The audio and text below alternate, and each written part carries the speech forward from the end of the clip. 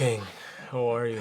I'm amazing. Yeah, it's been quite some weeks. A number of them have passed. And I'm excited to just get into catching up, see where you've been, see how things are going. Tell me a little bit about how the last month or so has been. I'm focused on thinking. Not even so much, what's happening Okay. or what are my expectations for outcomes Yeah. or what I'm planning for the future. I'm more focused on my thought process. Okay, what spawned that for you? I ask myself, right, if one of the best and greatest understandings in this world is that the way we think is what our life represents and how it manifests and what gets created, you know, my perspective was let me go deeper into it. How do I expand on that? Right? Because more than anything, as I'm entering cultures and environments, the more people I develop, the key thing that we need to really work on and focus on is their thought process. Because that's the difference between a response or a reaction. That's the Certainly. difference how the situation is going to be handled. Then that's the difference if someone's going to be anxious and nervous when they're going to go do something, or if they're going to be excited and have an unwavering belief of how they're going to handle the task at hand. So as I go deeper into it, I start thinking, well, it only makes sense that if I have a bad thought, a bad intention, it's going to create a bad outcome. Because now that's the picture I'm painting in my mind. Right. And then the opposite of that would be, a good thought, good intention, then a good outcome. Right. Now I went even deeper because normally people will stop at the dichotomy of bad and good, that either or. But I'm Yeah. thinking, well, what about if I just had great thoughts all the time? Because if I have great thoughts all the times and I have great intentions, now I'm gonna certify and I'm also gonna ensure that I'm having great outcomes. Then how does that thinking affect your emotions? Yeah. Because a lot of the times we judge so fast. And because, we take such a fast process to discern what a situation is and automatically like this is what's going to happen and this is how, if I don't have the right thoughts, and then I'm going to have the wrong emotions, and then my emotions are going to rule my actions. Yeah. So as I go deeper into it, then I start focusing on the idea of just staying calm and relaxed as I move with humble confidence. And as I'm thinking about that when it comes to my decision process, I'm able to really become an observer. And as you become an observer, the actions that you're taking, and it doesn't matter whether it's a task at hand or towards the people around you, is for the advantage of the other. Right. So everything you do because it's for the advantage of the other and not for your own advantage. Like you're not doing good so this could happen for your life. You're doing good because that's what that person needs. Right. And what I'm discovering is the most amazing and magical things in life are just really working out. It's not the way you think it's gonna work out. It's the way it works out. But then you also need the right mindset.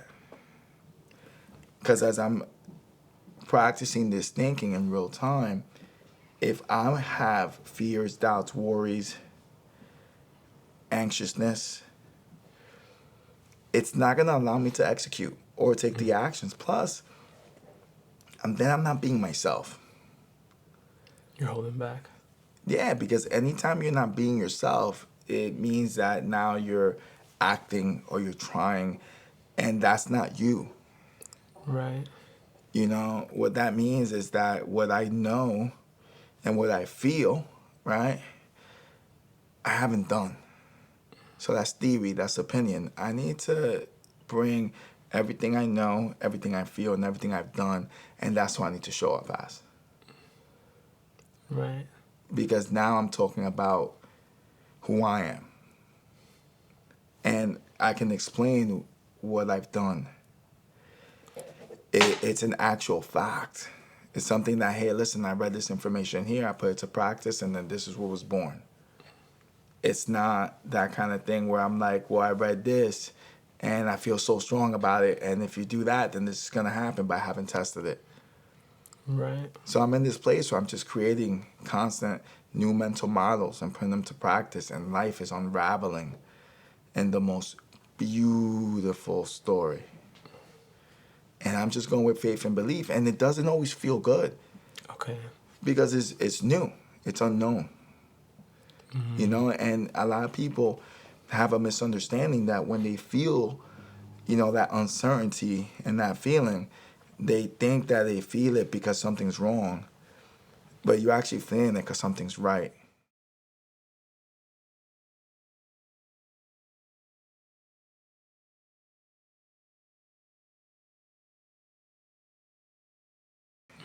That's interesting. I love that approach. I love that. To think that something that's new could be, you might be hesitant for, but in all actuality, it's just because it's the right thing. And maybe the relationship that you have with fear being, skewed makes you think like, oh, I should back away from this, when in reality, you could embrace it. That's You've never experienced it. It's not right. inside you. How can you recognize it? Right. You know, and everything new that comes into our life, it comes from where we don't know. That's how we find what we need to know, not where Right. we know. Right. That's the truth. And then True. what ends up happening is that as the story is unfolding, you're also developing new relationships with new people who are also better thinkers. So now that's called sharing thinking through the dialogue. So shared thinking is everything, because now the way we're processing and the way we're moving, it's different. We're moving fast because we have faith, belief, and trust in life. Yeah. And we are just doing good. And then, you know, that goes back to amor fati, you know, for the love of faith. You're not focused on what the outcome is, but you're focused on your good actions. Right. You know, you're focused on great thinking and doing without the expectation. And then that's when life just surprises you Yeah. and you get rid of need. And if there's no need, then you're just being. And if you're just being, now that's you. And if that's you, that's where the value is at, because, you know, the value is that your experiences can give to someone else so you can add to them Certainly. for their advantage, not because you're trying to get this out of them or that. No, like, just live like that for a while and see what happens. But you're not Yeah. gonna recognize it or understand it until you've practiced it for some time, because at the same time, like, changing the way you think takes a long time.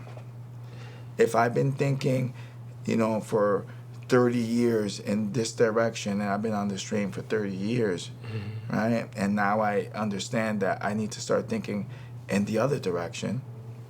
That's 30 years of traveling. You know, so It's a long road. day one, week one, month one, year one, and then with Right. everyone that comes after. Right. Right. Right. So that in itself is a journey, but thank God I've realized it.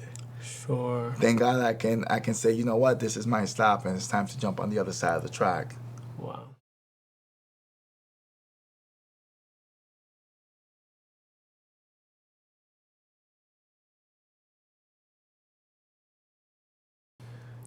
That's beautiful. Now, what could you tell me or tell us, to anybody that's ever heard you in the past say, I don't think. What's the shift now? How do you compare the way that you're approaching think now as opposed to how you would approach thinking a month ago, 2 months ago, a year ago? What are those differences you Well, say? you're still not thinking. Okay. You're still present. Right. You see Okay. what I'm saying? Sure. It's still not thinking.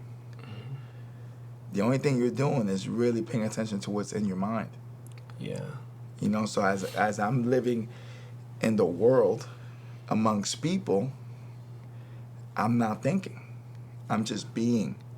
Right. Now, what I am talking about is the preparation that comes through the reading and the contemplation, because that is when the thoughts do come in, and that is when the insights come in. That's at the beginning of the day. But I'd rather use a See. different word than thinking. I'd rather use contemplation. But still, thoughts are thinking in action. Right. Right. But no matter what, the question is, when we talk about non-thinking, we're really talking about being conscious all the time. You know, I think it's that perspective that we have to identify to people to understand that for them not to go unconscious. Because now when you go Okay. unconscious, right, Right. now your mind and your programs have taken over. Oh yeah, for sure. You know, so Yeah, when yeah, we yeah. reference that, you know, let's make it more direct and let's give it more clarity and just say that when our conscious programs take over, which means it's like if that person cuts me off, do I honk? If that person insults me, do I yell back? Right. See, that's the thinking, that's the mind Yeah. taking Yeah. over. Certainly. But if you understand that you're not your mind, if you understand that your mind is a tool, Right. you know, the question is how do you use your tools? And then It's beautiful. this is very important Yeah. because this is also going to give more clarity on the whole thinking aspect. Okay. It's just that you get to choose. So when you get that bad thought, you can just let it flow by. You don't have to go down the rabbit hole. Yeah. You know, be able to differentiate between a good thought, a bad thought, but more importantly, only pick the great ones. Mm. And then ask yourself when you have a great idea, why am I not going to take the action on this idea? Yeah. Because everything that we see in this world that's around us has come from someone's idea. Yeah.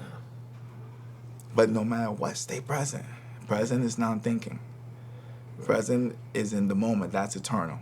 And what that means is that in that present moment, when you're really paying attention and you're conscious, that's when you're going to find all the potential and possibilities within yourself, within others, within situations. Right. But if you're thinking, can you see it? No.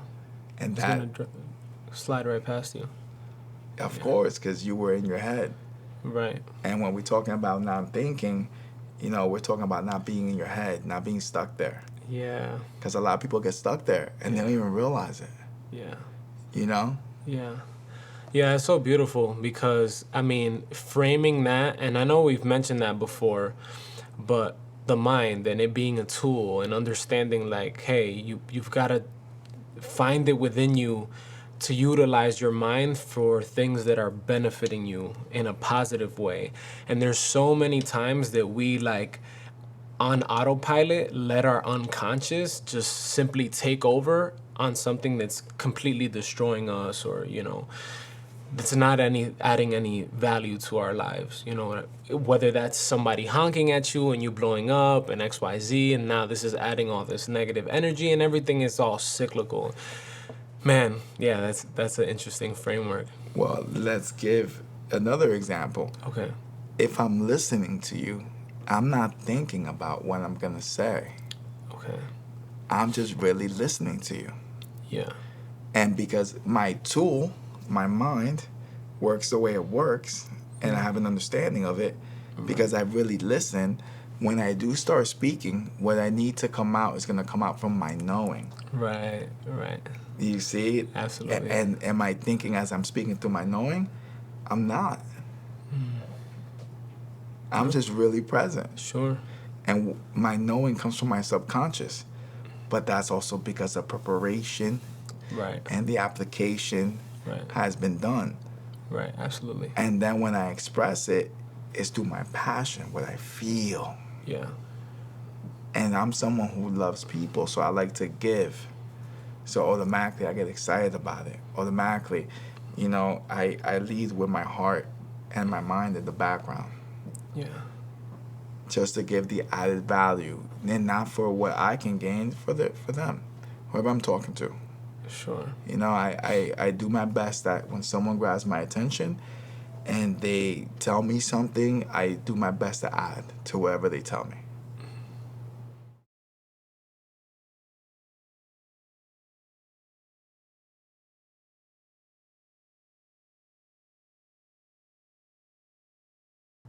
Right.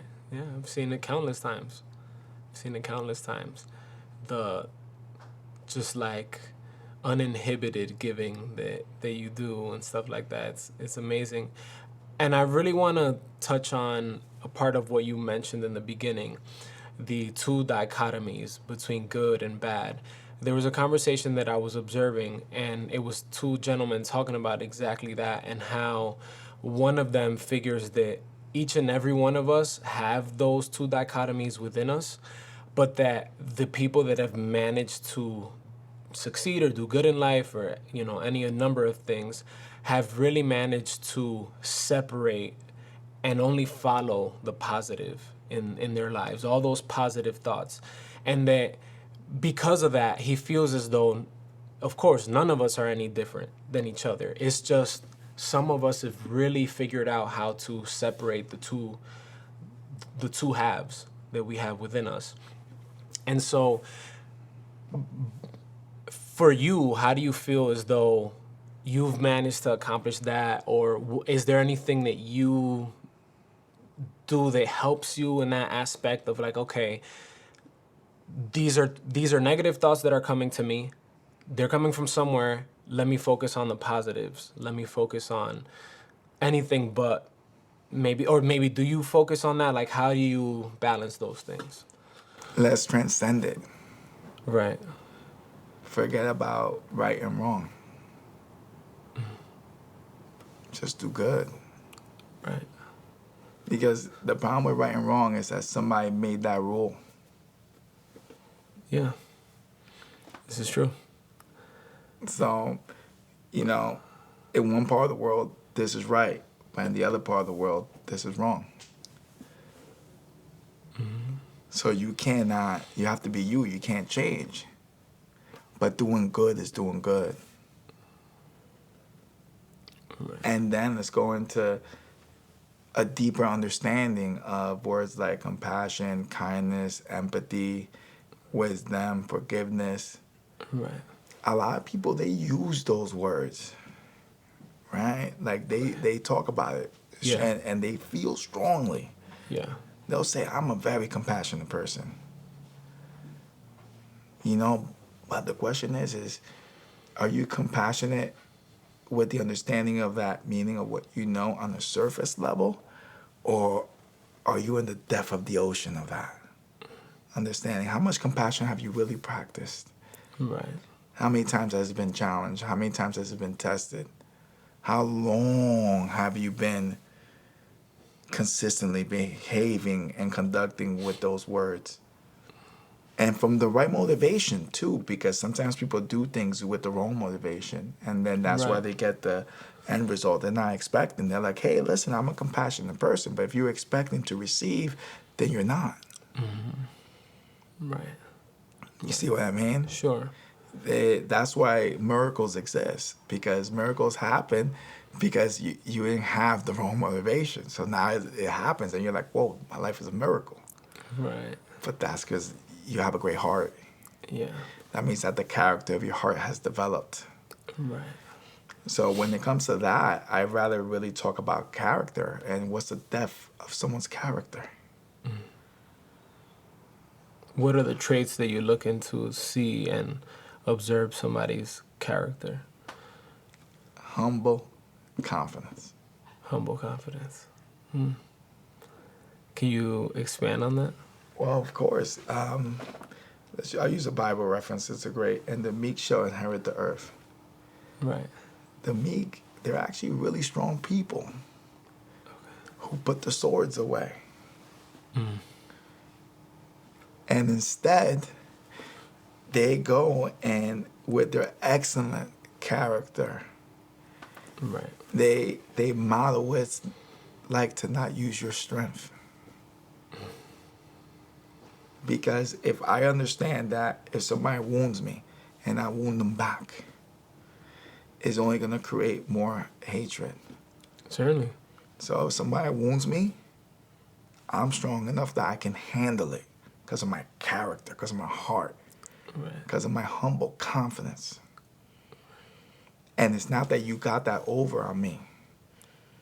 It's that I'm showing you human excellence. I'm showing you that you have no power over me. Yeah. I'm showing you that, hey, listen, you can do that to me. But I'm still walking with my head high. I'm Yeah. still out here loving human being. Right. You ain't changing my character. Right. And hopefully you could learn from this human excellence I am modeling for you. Right. Because what I'm modeling is love. I understand the stage of your life where you're at.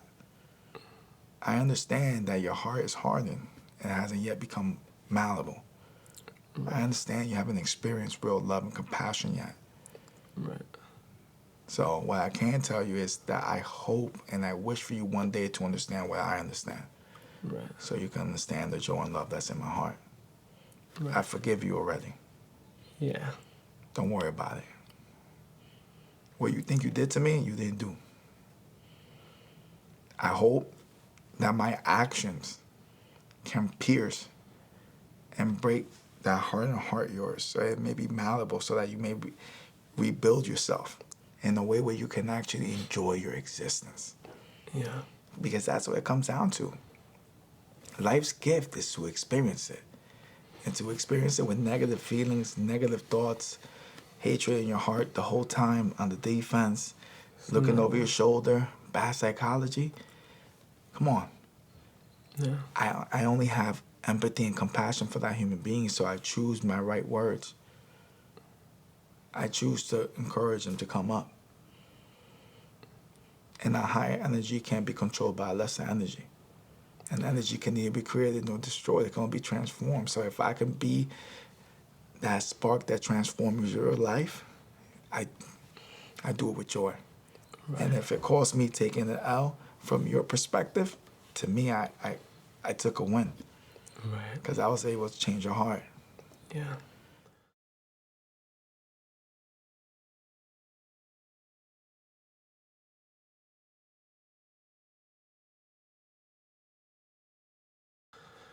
Yeah, that's powerful. And I want to take it even deeper because this is a conversation that I've also observed.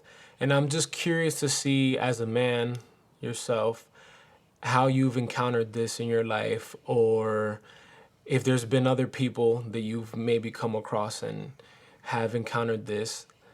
What do you feel like has contributed to these things? Basically, it's a known fact, they're out there. Men have a higher rate of committing suicide throughout the world globally. And so, is there anything that you've seen or encountered or that you could think of that has contributed to those Well, of course, like numbers? the way the society has been, you know, brought up, they're taking a longer time to mature us as people. End of the day, life is life. And if you're not prepared for it, if you're not taught principles, values, if you're not taught, that this way of life is going to bring goodness, this unconscious way of life without caring about how you make others feel and what you do to others, it's only going to bring you destruction. They don't know. Nor are the environments created so that they can have that. Because that's another thing. You cannot know what you've never seen, what you've never experienced. So what we're missing really is guidance. We're missing leaders. We're missing people that are gonna guide them. And and I like to let's take the conversation further. It's not just man; it's man and women. Of course. It's Yeah. it's that kind of thing where who do they have to teach them the right things? I know me. Growing up, I was taught all the wrong things. I was taught like, hey, listen, you gotta be the man. It doesn't matter about other people's feelings. It's about you, this, that. But that was all a lie because the most powerful energy in this world is love. And every single time you betray the love of yourself and another human being, you're destroying your life. You're destroying your foundation. Because what happens when all you do is do good and the years go by and you collect all this love and you surround yourself with all these people that there's nothing but love and pureness. And now all of a sudden your businesses are striving, your families are striving, your friendships are striving, everything's striving because nobody's looking over their shoulder. Everyone's just moving with the idea of building, collaboration, interdependence, community. What makes us as people great is that we come together. That's the whole idea between Yeah. towns, cities, Communities. Yeah. nations, but ultimately it's one world. So for our men and women, they just need to be educated, so that we can start building trust again, because we live in a world where people don't trust each other because people are using each other. So what happens when you actually stop using people? What happens when you actually start keeping your word and your name and your reputation are clean and clear? What happens when you're doing good in the world? You're going to feel feelings of joy. You're going to feel feelings of happiness, because you're taking those actions. But then what's happening is that as these people are doing these things to others, now they're psychologically, they start being afraid of it happening to them. So Of now course. it's paranoia. Yeah. So people are living in fear, and they're creating that fear Perpetually. 100%. Yeah. But also what they're being shown between news is not but fear, social media, depending on what you're paying attention to, right? That depends on what you're thinking and what you're putting together. We need more readers. Reading changes behavior. If I'm constantly looking at other people's lives, and not only am I looking at their lives, but let's talk about even like the information that they're putting out there. Right. Like am I really growing if I'm constantly, watching and enjoying myself? Like there's a time to disconnect and enjoy, but there's also a time to prepare and grow, because, I say it often that change is it's inevitable, but growth is optional. But what happens when you're studying the lives of the greatest people that have lived on earth instead? What about when you're taking their thoughts and their actions, and you have their narratives and their way of thinking, and you take those mental models and you apply them to your life? Then it's going to be different. But these young men and women, they're not being exposed to any of that. They're not really being taught how to think. They're really being taught how to follow. And what's happening is with the most popular groups that you have, there's nobody there who's really pouring out wisdom. Because again, a lot of them will talk, hey, I know this, and I feel strongly about that, but they're not taking the actions. They're not making themselves uncomfortable. They're not earning. We live in a world where it's a little too easy for people to get certain things. So even when they do get them, they're not understanding the complexity of life and the complexity of people.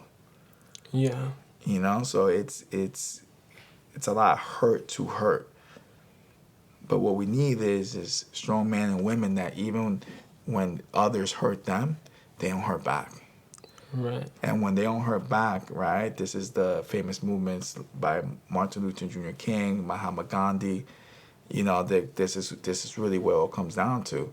When you don't hurt back, now we can have a conversation. Now we're building the ground for a conversation. Right. Because that's the thing. Somebody does something to somebody, and automatically the first thing they want to do is get them back. No, the first thing we need to do is sit down and have a conversation. Let's talk about it. Let's share thinking. Let's get down to the bottom of what is the best truth for everyone. Right. But how many people have the courage to have the hard conversations? Instead, they rather react, yell, get angry, close off, shut off, hit the person, whatever the case may be. But how about having a logical conversation that gets us to the best understanding? And notice I say right and wrong, to the Yeah. best understanding, where we can live alongside.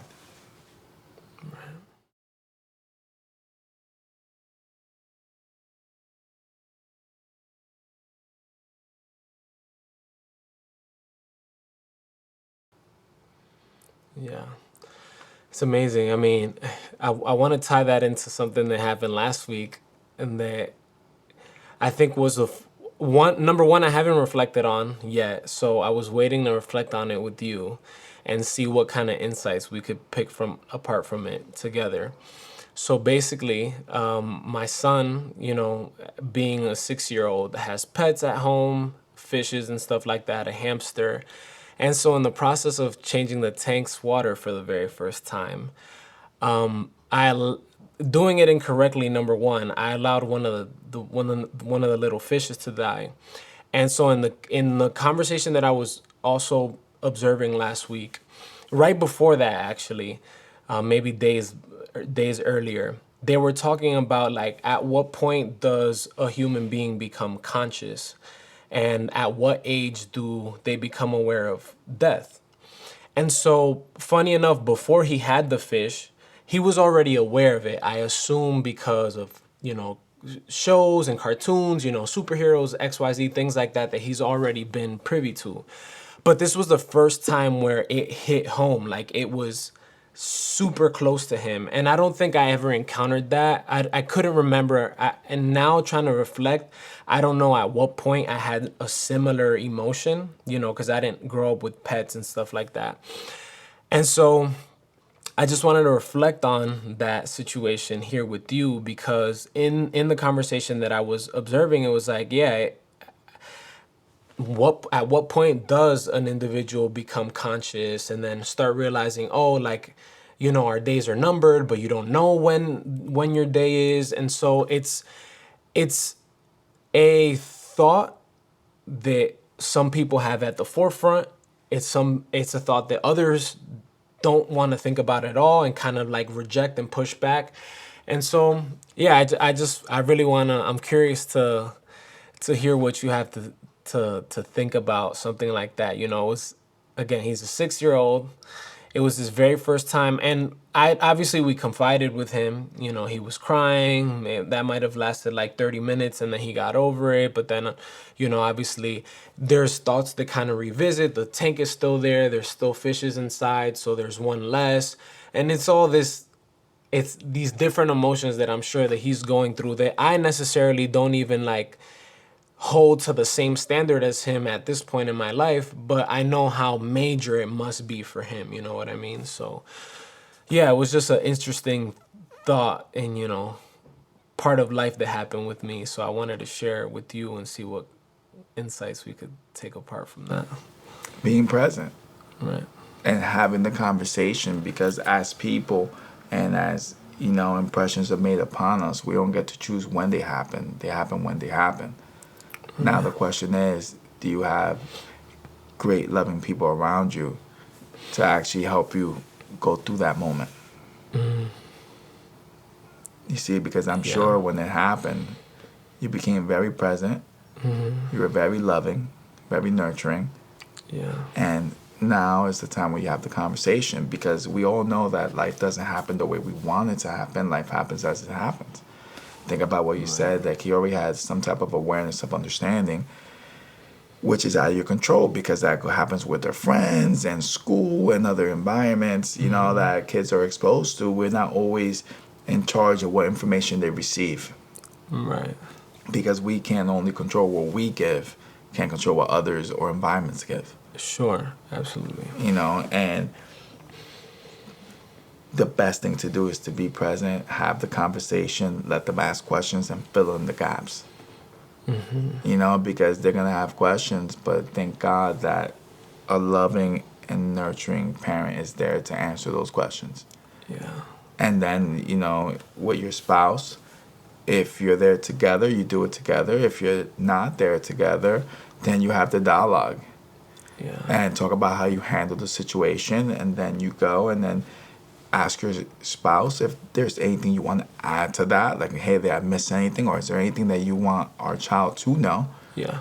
Because, it's parents.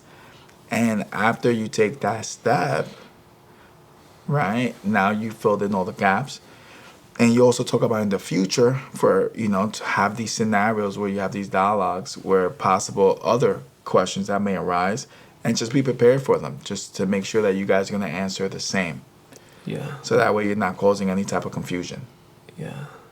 That's the most important part, as long as a child is getting consistent answers from both parents, there's no but hey or but that. So you're not gonna cause a divide inside. Yeah, you're keeping it with the unity. Now, for us as we get older, the best way to explain it is memento mori. Can you elaborate on that? Well, yeah, you have to remind yourself that no matter what, we're gonna die someday. So what are you doing with your time now? You know, and it's so important that we come alive.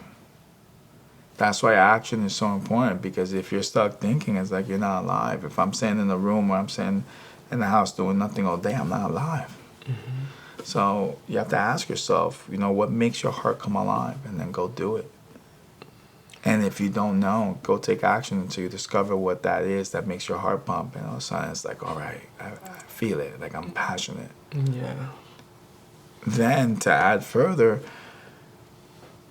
if you know that every day you don't get back, when you treasure it.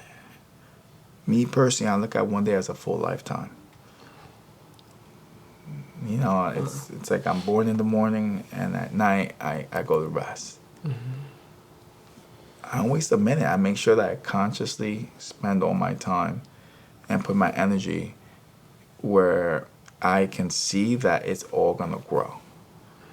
That's the people, the books I read, the work I do. I don't do anything by chance unless I discover the potential of a possibility to something greater. Okay. You know, and Yeah. and that's when I'm like, okay, let me go with the flow, Yeah. Yeah. because that's what it is. You know, we're all oceans, but rivers connect us. So every once in a while, you find a river, and you take it in, or you let that river, that ocean, take your river in. Right. See what I mean? Because that's what connects us, are the rivers. Those are the interconnectedness. And if you're going from that perspective, are you really going to wait? Are you going to tell yourself, like, oh, I'll start next year, or oh, I'll start next month or next week? You know, like this place is called GIFT, right? It means getting incredibly fit today. Right. Today's the day. If I had a great idea today, I'm executing it today. I'm not going to tell myself, well, next week, or hey, when this is ready or that's ready. No, I'm getting everything done today. And don't leave for tomorrow where you can get done today.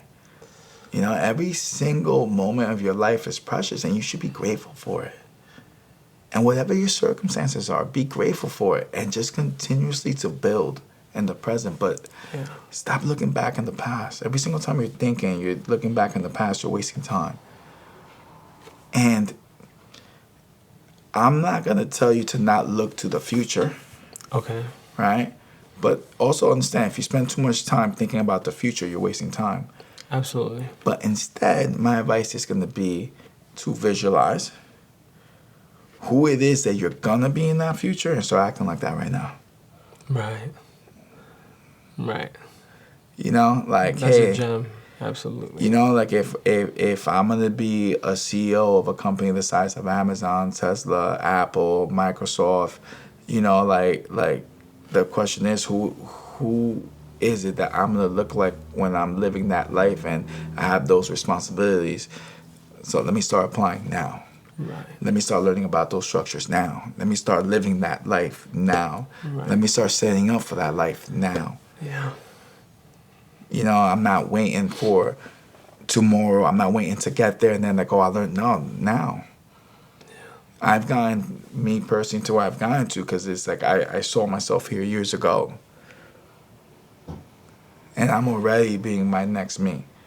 Right. You know, because the way I look at life is a little bit different than most. And my expertise is human nature. My understanding is how a human being goes through this life experience, how to become whole, complete, fulfilled. And I pay attention to everything. But the most beautiful part is that I'm forever growing. So I hold on to nothing.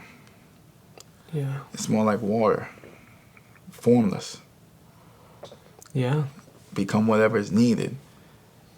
Because at the end of the day, what I was saying 2 years ago and who I was 2 years ago, it's not who I need to be today. Who I need to be today, I am that now. Right. Because who I need to be today, is exactly who I need to be 5 years from now. You see what I'm saying? Yeah. Yeah. But that guy from 2 years ago, that's it. Like That was then. And what got me here is not gonna get me there. So I need to be who I need to be now. Yeah. So that's the thing. You have to understand that through life, it's that whole, caterpillar, cocoon, butterfly stage. It never stops. That process never stops. You're gonna constantly let go of your old self. If I was a snake, you're gonna constantly shed your skin. Yeah. You're gonna constantly shed a cocoon. That process never stops. Like, you can choose to stop, and then once you choose to stop, then wherever you're at is where you'll stay. Or you can choose to continue to transform, because if you understand life, people don't do what you tell them. They do what you show them, right? Yeah. But take a step further.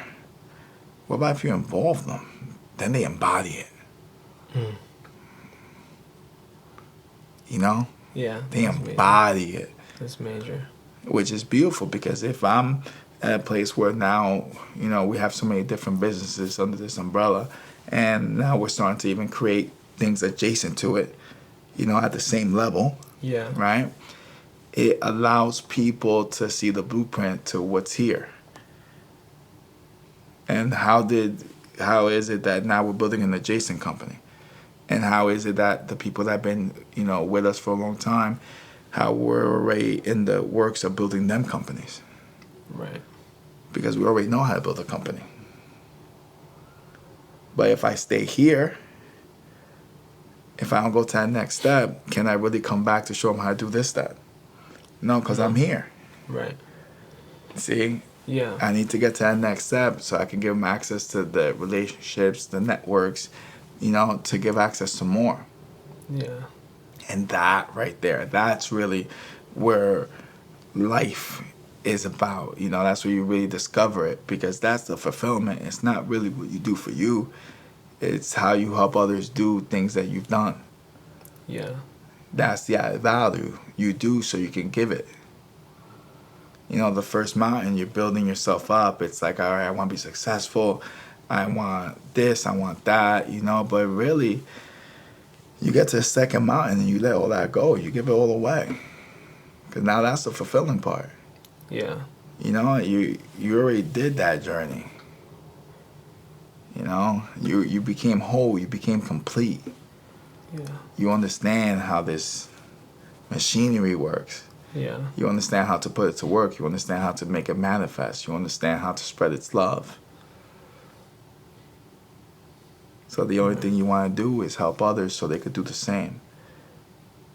Yeah. And it's not that this world doesn't have all this positivity, because it really does. It's just you have to have an understanding that end of the day, when people do good, they're not doing it to talk about it. They're not doing it to show it. They're not doing it because it's like, yo, look at me. Look at what I've done, this, that, whatnot. Because I can tell you, for all the good I've done, I'm not here to talk about it. Yeah. I talk about achievements so others may achieve. But the things I do on a personal level for others I'm not here to talk about it. Yeah. You see what I mean? Sure. But now, where you see all that negativity, or you see all that people posing this lifestyle or this or that, all those things that are hurting people, whether it's through social media, news, or just human interactions, of course you hear about that stuff. Right. Because those people are doing that for that. But With that intention, yeah. Of course, but understand, there's a lot of great people in this world. You just have to tap in. Yeah. They'll keep becoming, because it's not that you're going to find them. They're going to find you, because you attract what you are. And then they'll spot you, and then the next thing you know, here you go. Here's the key to the next door, to the next dimension. Go be great. Yeah. And they want to give it to you. They want to help you. But only you can get yourself there. Only you can do the work. And it takes time to see. And it's hard work. Yeah. But it's worth it. It's a life of meaning. Yeah. 'Cause But what's so interesting about that, and sorry to cut you off, is no, like, please. what's interesting is like, yes, it might be hard work, but I feel like the pain of sitting in the anguish of things that happened and that never were from the past, which I feel like is what a lot of people do. Most of the time, it's just like sit in their past and like, man, but what if did this differently, or what if this didn't happen to me, or X, Y, Z? Do you find that there's a correlation there or a reason as to why somebody would want to linger in the past on things that were already negative, instead of like, okay, just getting through the hard work that I need to do now to propel myself to who I want to become, the way that you have, per Well, se? how do they know? You don't know what you don't know. Yeah, it's true. So you need an individual that's going to meet them where they're at. Yeah. But too often, what we have in this world is saying somebody's going to see that human being over there and they're going to be like, oh man, that person got problems. It's too bad. As it's supposed to being, wow, that person got problems. That's my responsibility. Let me go give. Yeah. But most people are like, no, that's not my responsibility, not my problem. Yeah. You know, and so until we change that dynamic, people are gonna stay there. Yeah. And you know, it's sad to say that it's not even that hard to fix it. It's actually real simple. It's just by you being yourself in front of them. Yeah. Yeah. You're able to show them something different.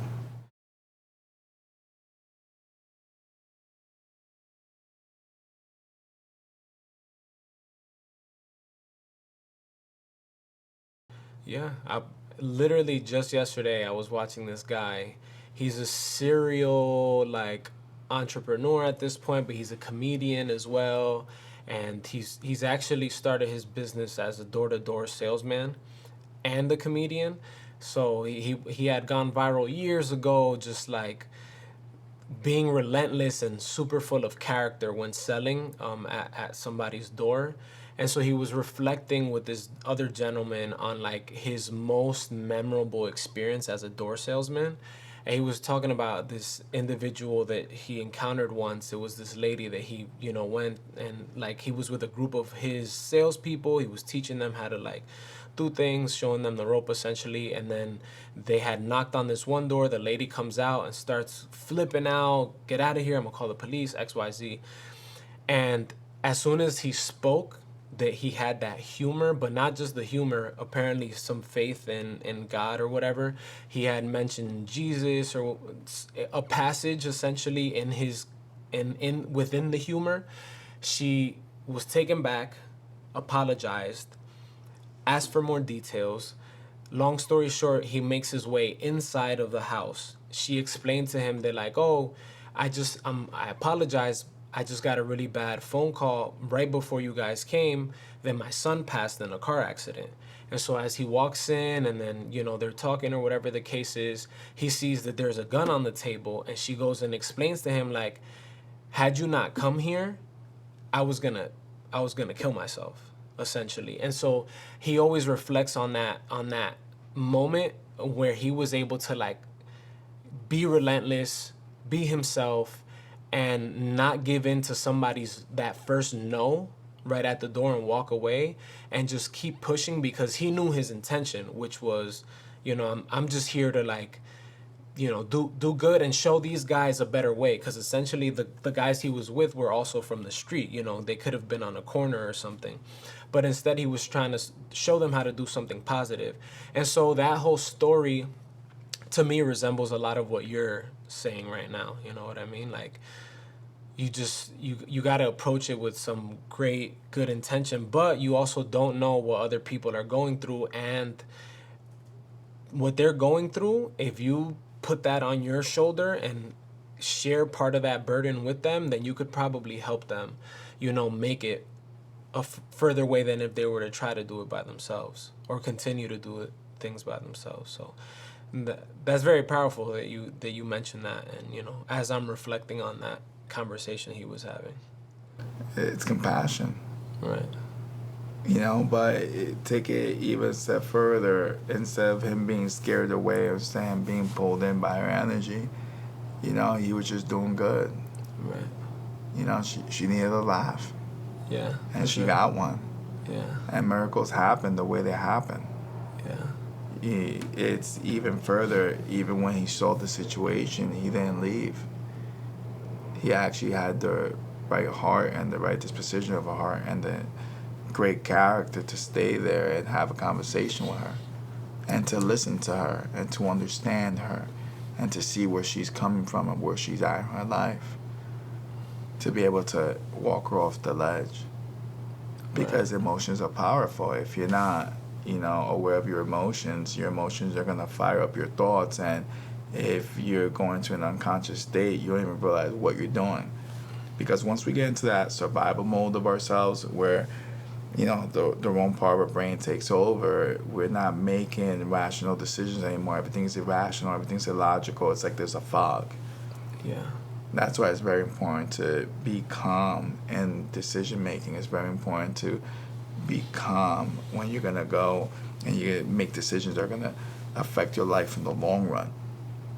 But not enough people really understand that. They use their emotion and all of a sudden it's like, oh, Yeah. but that doesn't work. Yeah. With that gentleman, he was being himself. He was a comedian. When you said perseverance, relentless, that's that to his craft. So it doesn't matter where he does it. Doesn't matter where's the audience. It doesn't matter where the crowd is. If that's the thing he's always working on, he's gonna be great at it. Right. We all have a gift to share in life as long as we work on it. Yeah. Yeah, it's amazing. As I sit here and reflect on this conversation, I just want to thank you because, you brought to the forefront of my attention at this point that, like, although in the moment I didn't speak to my son about, the passing of his fish and stuff like that, and anytime that it was brought up throughout that week, it was kind of like I let him take control of the situation, as far as like, oh no, I don't, let's not, he didn't want to talk about it. Oh, don't talk about bone, don't talk about bone, XYZ. But now as I'm sitting here and I'm reflecting on that, I just want to thank you because you're allowing me to realize that at some point, sooner than later, I definitely have to sit with him and talk to him and help walk him through those emotions and help him understand, like, hey, that's the reality of the world that we live in. It's gonna happen. Don't run away from it. You know what I mean? Because I'm setting him up for failure by allowing him to think that, okay, we're just not gonna talk about it. You know what I mean? And so that's a big takeaway for me out of this conversation, amongst everything else that we haven't touched on and that we did touch on. So, Juan, I just want to thank you. We are what we believe.